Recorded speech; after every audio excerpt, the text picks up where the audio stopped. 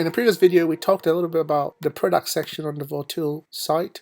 I showed you the instance of the cloud instance that I'm currently running. I haven't yet configured it, but I am currently running it. We'll look into it a little bit more a bit later on.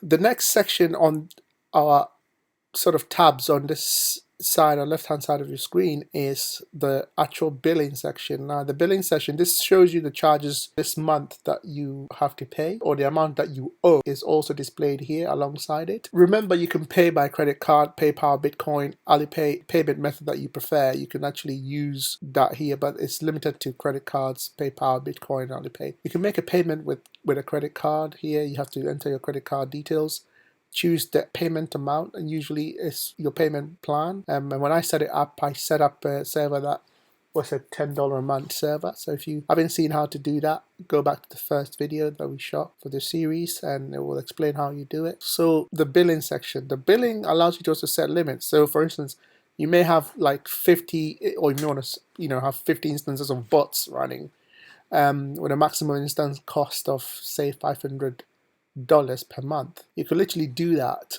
here, but you could also request a limit increase, which will then allow you to be able to increase that limit of the number of instances that you've got, as well as the amount that you have to pay for. So it's very, very highly configurable, and if you want to do something that is unique, I'm sure if you hit up the Vultr team, they'll be able to help you. So this is my history. I've had, like I said, I've had my bot running for a long time, optimized for the cryptocurrency market using FredTrade, and we'll talk a little bit about that as the video series progress.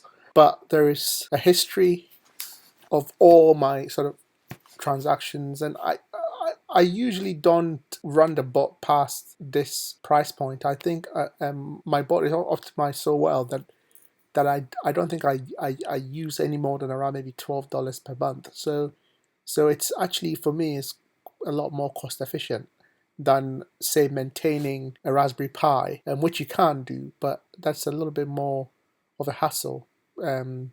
It's cheap, as an initial price point, but I don't have to worry about things like power outages or any issues with updates and stuff like that.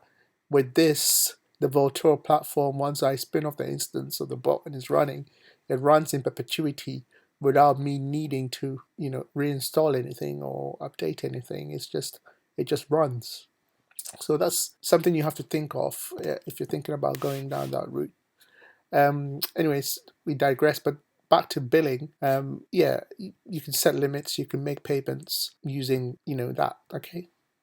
I think that concludes this video. I hope it's useful for some people. Comment in the video below if it is useful for you. But I've selected Vultr. Maybe I might do a video comparing like DigitalOcean and some of these cloud-based servers. But for now, we're sticking with Vultr. Thank you for watching. See you in the next video.